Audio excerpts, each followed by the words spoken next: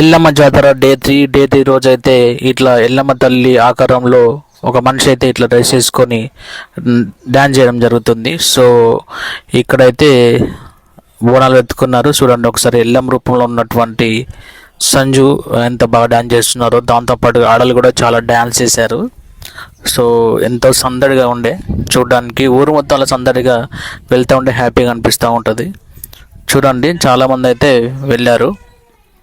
So ఇక్కడైతే Yellamma face అట్లా గీసి ఆ శంఖంతో అక్కడ డప్పు కొట్టడం జరుగుతుంది. ఇట్లా డ్యాన్స్ చేయడం కూడా చేస్తూ ఉంటారు.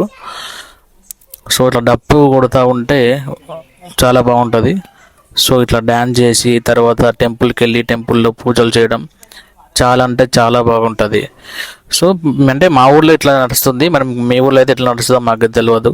సో మనమైతే మొత్తానికైతే టెంపుల్ పోదాం, టెంపుల్ స్టార్ట్ అయ్యాం. సో ఇట్లా రోడ్డు మీద ముగ్గులు వేసి ఇట్లా డ్యాన్స్ చేసి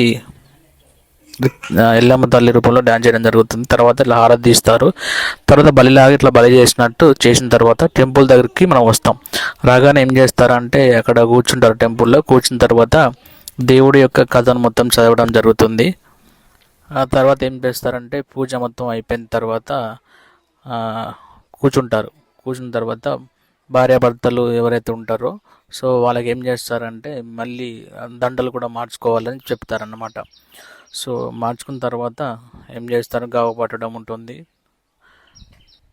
దాని తర్వాత ఇట్లా దండలు కూడా ఒకరికొకరు వేసుకుంటారు.